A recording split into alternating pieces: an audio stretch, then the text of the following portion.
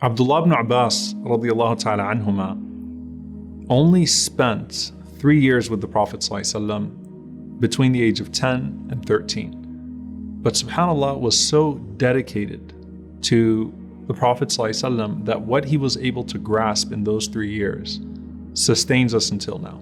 Narrates over 1,000 hadith from the Prophet ﷺ, becomes Habrul Ummah, the scholar of this Ummah, becomes someone that we look to in tafsir, someone we look to in fiqh, someone we look to in hadith. I mean, in every way you look to Abdullah ibn Abbas radiallahu ta'ala anhum.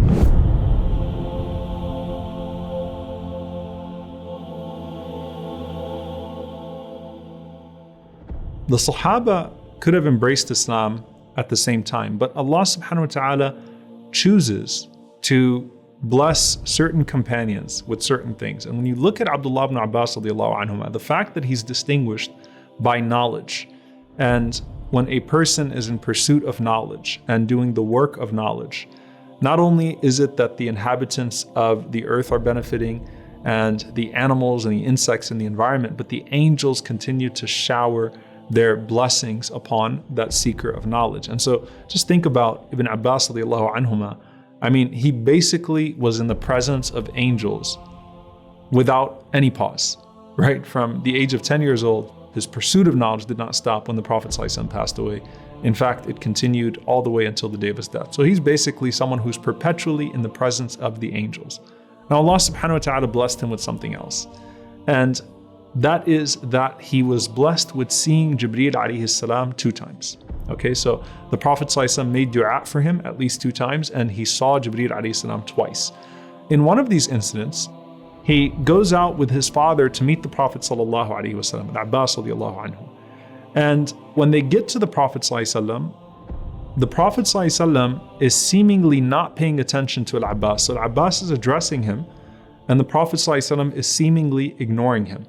And so we left. Ibn Abbas is talking about himself and his father, saying we walked away, and Al-Abbas was upset by that, right? I mean, it seemed like the Prophet sallallahu alaihi wasallam was ignoring him. So he said, "Oh my son, have you seen that your cousin turned away from me?"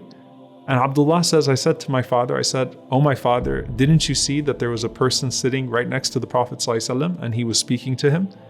And the Prophet ﷺ was giving him attention." Al-Abbas says, "What are you talking about?" He says, "There was a man that was sitting with the Prophet ﷺ, وَكَانَ يُحَدِّثُهُ," and he was speaking to him, and the Prophet ﷺ was being attentive to that man. And when you were speaking, you were interrupting, and so the Prophet ﷺ remained focused on what that man was saying. So Al-Abbas says that let's go back to the Prophet ﷺ and ask him about this. So he takes Abdullah back to the Prophet ﷺ, and the Prophet ﷺ this time immediately receives him the way that he would typically receive his uncle. And he says, "Ya Rasulullah, O Messenger of Allah, Abdullah says that when we came to you, there was a man that was speaking to you, and I'm wondering whether or not that is true." So the Prophet ﷺ looks at Abdullah and he says, "Ya Abdullah, did you really see him?" And Abdullah says, "Yes, I did."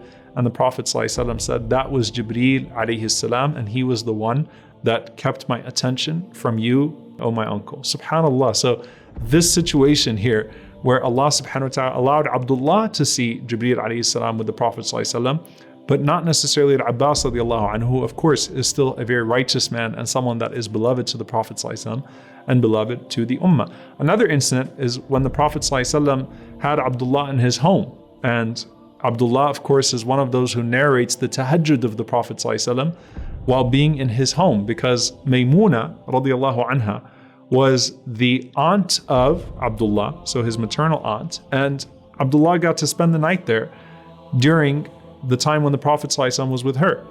In another incident, Al-Abbas sends Abdullah to the home of the Prophet ﷺ, and Abdullah goes to the house, and the Prophet ﷺ was sleeping, and the Prophet ﷺ wakes up and he says, "Mata ji'ta ya habibi?" When did you come, O beloved one? When did you come to my home? And he said, "About an hour ago. I've been here for about an hour." He says, "Hal ra'ayta indi ahad?" Did you see someone with me?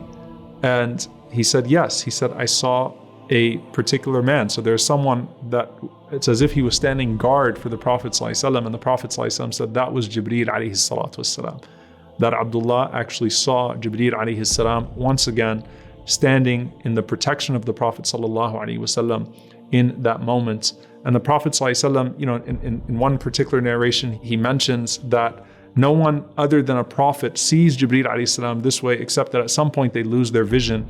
And I hope that that would be towards the end of your life. And indeed, Abdullah would lose his vision actually. He would go blind at the end of his life. But we know that the Prophet ﷺ made dua for him in this instance. He said, Allahumma allimhu ta'wil wa faqihhu fi din wa ja'alhu min ahli al-iman. Oh Allah, teach him proper interpretation, teach him proper understanding of the deen, and make him from the people of Iman. So Abdullah ibn Abbas radiallahu ta'ala anhuma was blessed with seeing Jibreel alayhi salam. And that was not because of his age, that was not because of anything except for his dedication to the knowledge that Jibreel alayhi salam was bringing to the Prophet sallallahu alaihi wasallam.